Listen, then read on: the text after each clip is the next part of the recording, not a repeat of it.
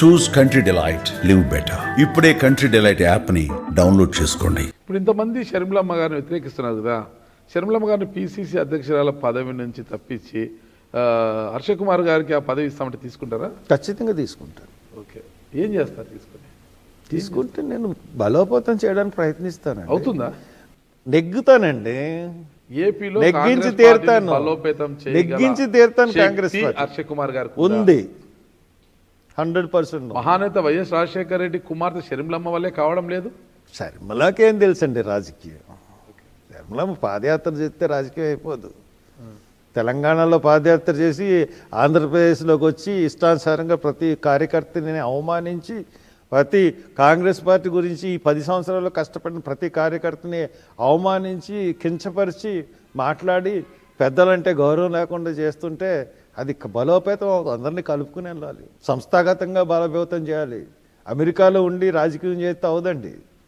ఇక్కడికి వచ్చి ఇక్కడ కూర్చుని ప్రజలతో మమేకమై ప్రజలతో ఉండి పోరాటం చేయాలి. నేను కానీ అయితే నా దళిత జాతి అంతా నా వెంట ఉంటుంది. దళిత ఒకటి ఉంటే సరిపోతుంది. 100% దళిత జాతి వెనక్కి వస్తే కాంగ్రెస్ ఓటు బ్యాంక్ అంతా వెనక్కి వచ్చేస్తుంది. ఈ 3 ట్రయాంగిల్ జనాభాలో దళితులు ఉన్న సంఖ్య ఎంత అంటారు? ఎంత శాతం ఉంది? 17% ఉన్నారండి. 17% ఓటు బ్యాంక్ ఉంటే సరిపోతుందా మీకు? 17% పరిస్థితి అంటే కాంగ్రెస్కి ఎప్పుడైనా సరే నెగ్గుతున్న పార్టీ అన్న పరిస్థితుల్లో మీకు ఆటోమేటిక్గా యాడ్ అవుతాయండి.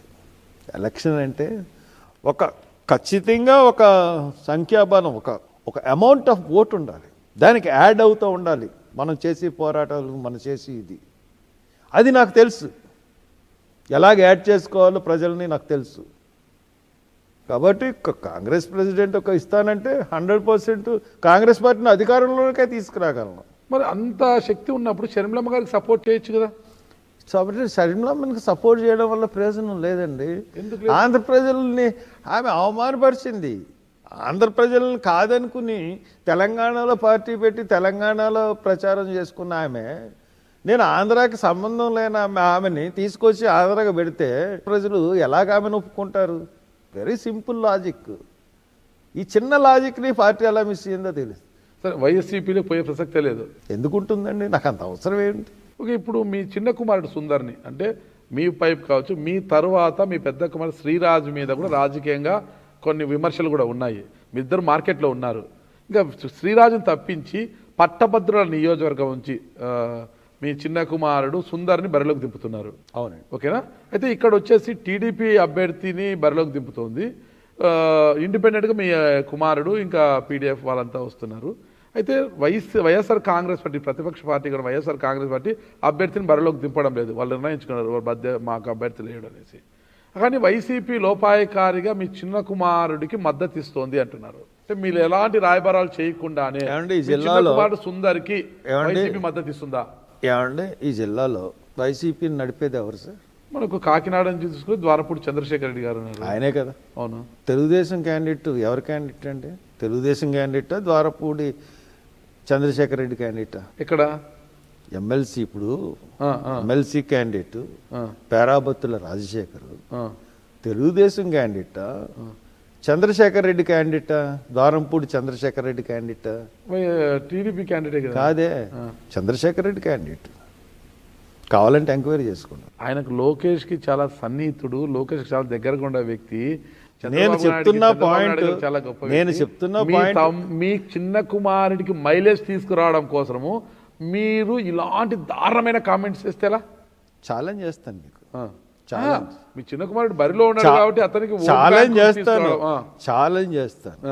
మీకే ఛాలెంజ్ చేస్తాను. ఓకే, నిర్ధారణమైన కామెంట్లు అన్నారు కదా, మీరు ఎంక్వైరీ చేయండి. కేవలం మీ చిన్న కుమారుడికి మైలేజ్ తీసుకురావడం కోసం ఇలాంటి కామెంట్స్ చేస్తే ఎలా?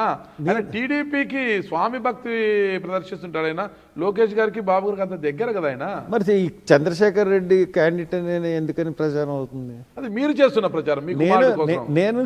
నేను చేయాల్సిందండి. ఆయనే చెప్పాడు, చంద్రశేఖర్ రెడ్డే చెప్పాడు. ఈ విషయం నేను చెప్పింది కాదు, చంద్రశేఖర్ రెడ్డే చెప్పాడు. ఎవరితో చెప్పాడో అన్నది సందర్భం వచ్చినప్పుడు చెప్తాను.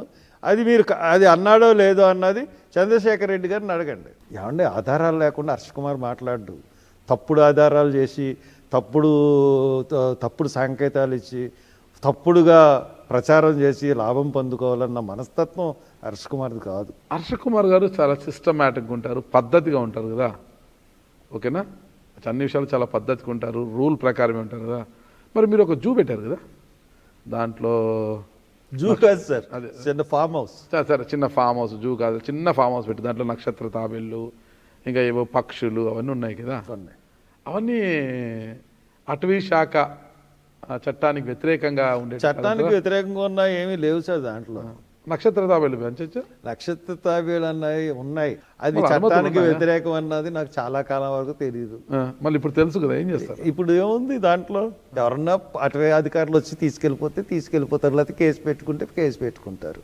మీరే గౌరవంగా అప్పగిచ్చేసి ఇంకా గౌరవం ఉంటుంది కదా. నక్షత్ర తాబేలు నేను పెంచుకుంటున్నాను సార్, నక్షత్ర తాబేళ్ళని నా దగ్గర ఉన్నాయి. నేను ఎన్నోసార్లు వాటితో ఆగి నాకు ఇస్తాం, అవి నా దగ్గరికి తినడానికి వస్తాయి, అట్లా నేను ఇవ్వలేను. ఎవరన్నా వచ్చి కేసు పెట్టారనుకోండి ఇది అక్రమంగా ఉందని, ఓకే. ఏమంటే అంబానీ కొడుక్కి అడవే పెట్టుకున్నాడు, ఏమంటే అంబానీ పెట్టుకున్నాడు కాబట్టి ఇక్కడ హర్ష కుమార్ పెట్టుకుంటారా? కాదు, అంబానీ కొడుకు అడవే పెట్టుకున్నాడు, ఏనుగులు గీరుగులు అన్నీ కొట్టు. నా దగ్గర ఆ ఒక్క నక్షత్ర తాబేళ్ళు తప్పితే ఇంకేమీ లేవు.